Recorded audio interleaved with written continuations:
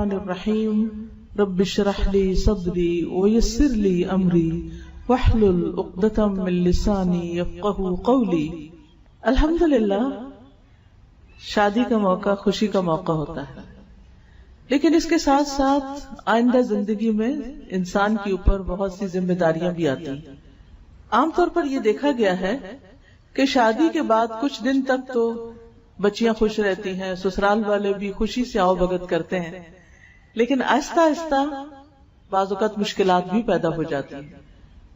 اس کی بنیادی وجہ یہ ہوتی ہے کہ ہر انسان یہ چاہتا ہے کہ اس کا حق اس کو ملے، لیکن وہ دوسروں کا حق دینے کے لیے تیار نہیں ہوتا، کیونکہ انسانوں کے اندر ایک دل کی تنگی رکھ دی گئی ہے۔ وَأُحْضِرَتِ الْأَنفُسُ الشُّحَّ، اس شح کو جب تک دور نہ کیا جائے، دلوں کی اس تنگی کو جب تک دور نہ کیا جائے، اس وقت تک انسان دوسرے کے لیے وہ نہیں سوچ پاتا جو وہ اپنے لیے سوچ سکتا ہے یا اپنے لیے سوچتا ہے۔ حقیقت یہ ہے کہ جب ہم کسی کے لیے اچھا سوچتے ہیں تو وہ دراصل اپنے ساتھ ہی اچھا کر رہے ہوتے ہیں۔ بظاہر یوں لگتا ہے کہ جیسے ہم دوسرے کا فائدہ کر رہے ہیں، لیکن حقیقت میں وہ اپنا ہی فائدہ ہوتا ہے۔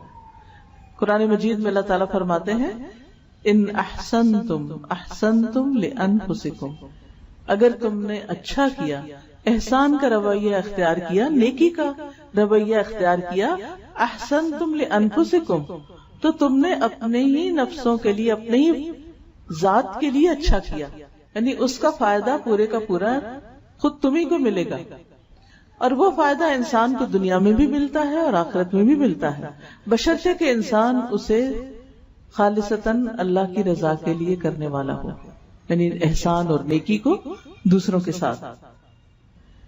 اس میں آپ دیکھیے کہ انسان کے جہاں بھی نئے تعلقات بنتے ہیں، نئے رشتے بنتے ہیں، یعنی شادی کے موقع پر ایک نیا خاندان بنتا ہے، یعنی ایک نئے خاندان کے ساتھ واسطہ ہوتا ہے اور نئے تعلقات بنتے ہیں۔ اب ان تعلقات میں، ان رشتوں میں کچھ تو اپنی عمر سے بڑے ہوتے ہیں اور کچھ چھوٹے ہوتے ہیں، یعنی سسرال میں جب ایک لڑکی جاتی ہے تو کچھ لوگ اس سے عمر میں بڑے ہوتے ہیں، تجربے میں بڑے ہوتے ہیں، مقام میں بڑے ہوتے ہیں، رتبے میں بڑے ہوتے ہیں، تجربے میں بڑے ہوتے ہیں، اور کچھ چھوٹے ہوتے ہیں۔ اب ان دونوں کے ساتھ معاملہ کیسے کیا جائے؟ حکمت کا تقاضا کیا ہے؟ اور رسول اللہ صلی اللہ علیہ وسلم کی حکمت ہمیں کیا سکھاتی؟ آپ صلی اللہ علیہ وسلم نے فرمایا وہ ہم میں سے نہیں جس نے چھوٹے پر رحم نہ کیا اور بڑے کی عزت نہ کی۔ تو کتنا خوبصورت معیار ہمیں دے دیا گیا ہے کہ جتنے بھی بڑے ہیں سب کی عزت کرنی ہے، عزت اور احترام اور ادب کے ساتھ پیش آنا ہے، چاہے وہ والدہ ہے یا ساس ہے یا پھر ساس کی کوئی بہن ہے یا ان کی مدر ہے یا پھر نندے ہیں یا دیور جیٹ، کوئی بھی، یعنی جتنے بھی لوگ عمر میں بڑے ہیں ان سب کے ساتھ احترام کا معاملہ، ادب کا معاملہ۔ بعض اوقات یہ ہوتا ہے کہ کچھ بڑے جو ہوتے ہیں وہ اپنے بڑے ہونے کا فائدہ اٹھاتے ہیں اور پھر کبھی ڈانٹ کے بات کر دیتے ہیں، کبھی سختی کرتے ہیں، کبھی لحاظ نہیں کرتے، تو ایسے میں انسان کا دل چھوٹا ہونے لگتا ہے کہ یہ تو میرا خیال نہیں کرتے تو پھر میں کیا کروں۔ نہیں، ہمیں ہی حکم کیا ہے، آپ نے عزت کرنی۔ ہر لڑکی جب یہ سبق لے کے اپنے سسرال میں جائے گی اور بڑوں کی عزت کرے گی تو اس کو جواب میں کیا ملے گا؟ اس کو ہمدردی ملے گی، کیئر ملے گی، محبت ملے گی، اور اس کی ایک پہچان اور اس کا ایک نام ہوگا کہ یہ بچی بہت عزت کرنے والی ہے، بہت اچھی ہے، اس کے حق میں گواہی ہوگی۔ مجھے اچھی طرح یاد ہے کہ میری ساس نے ایک مرتبہ یہ کہا کہ میری ساری بہوؤں میں سے، میرا نام لے کے کہا، ایک یہ ہے جس نے آج تک مجھے جواب نہیں دیا آگے سے، یہ میری عزت کرتی، اور مجھے کبھی خیال بھی نہیں آیا تھا کہ میں واقعی کچھ کر رہی، لیکن اس دن مجھے احساس ہوا کہ اچھا یہ بھی میٹر کرتا ہے۔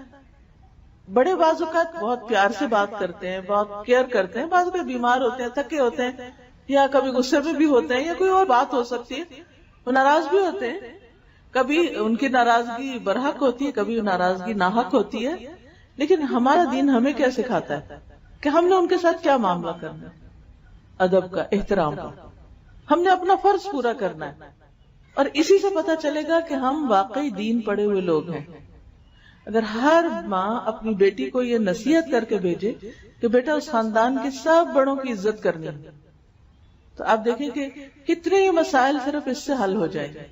پھر اس کے بعد یہ ہے کہ کچھ رشتے، کچھ بچے چھوٹے ہوتے ہیں، کچھ عمر میں کم ہوتے ہیں، کچھ بعض اوقات وہ درجے میں کم ہوتے ہیں. مثلاً کوئی بھائی بڑا ہے آپ کے شوہر کا، کوئی چھوٹا ہے، کوئی بہن بڑی ہے، کوئی چھوٹی ہے. اسی طرح باقی بھی کچھ بچے ہیں.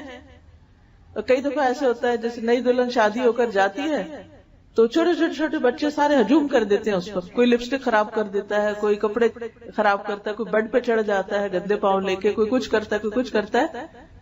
تو اس میں انسان کو بڑے صبر و ضبط کا مظاہرہ کرنا پڑتا ہے.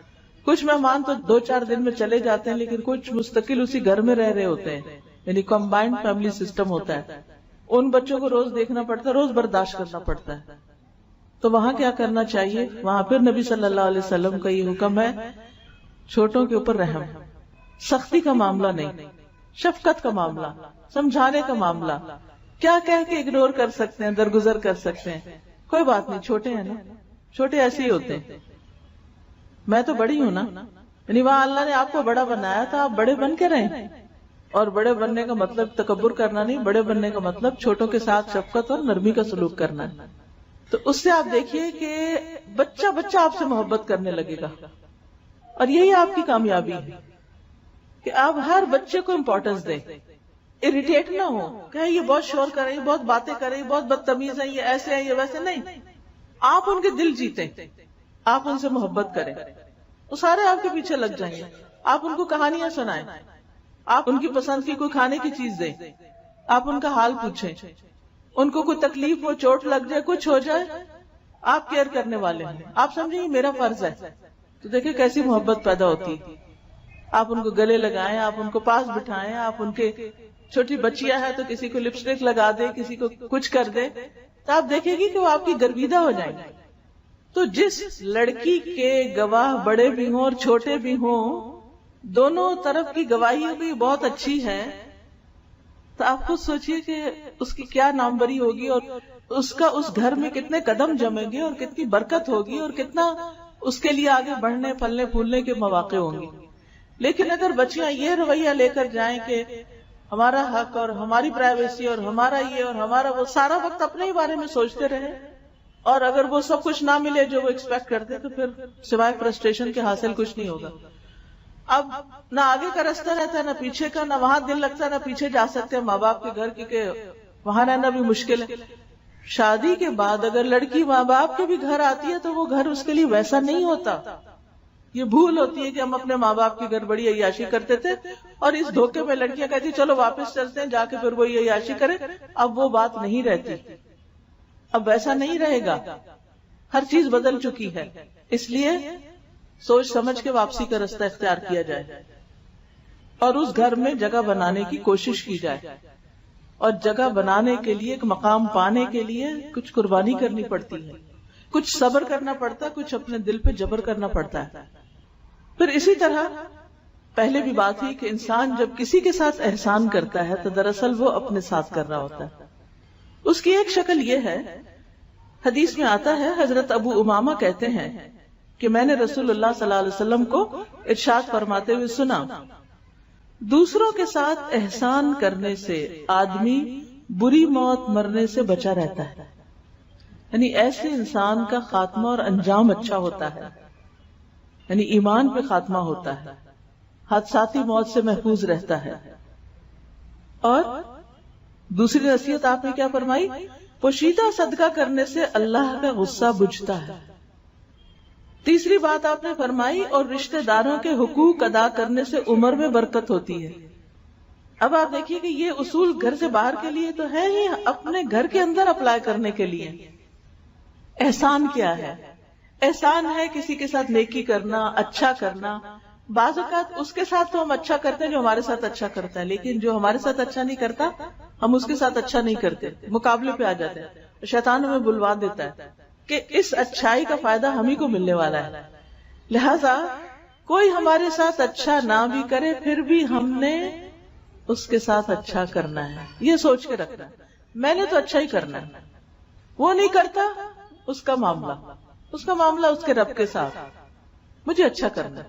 بعض اوقات ایسا ہوتا ہے کہ شوہر ہی اچھا نہیں کرتا تو پھر انسان غصے میں آ جاتا ہے، جب یہ میرا خیال نہیں رکھتا، جب یہ مجھے ٹائم نہیں دیتا، جب میری کوئی بات نہیں سنتا تو میں کیوں اس کی مانوں، میں کیوں اس کی سنوں.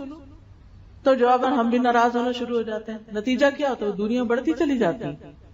جب آپ یہ سوچ لیتے ہیں کہ کوئی بات نہیں، یہ نہیں بھی اچھا کرتا، مجھے اچھا کرنا، ایک دن تو اس کا دل میری طرف پلٹے گا نا، اور واقعی پلٹے گا.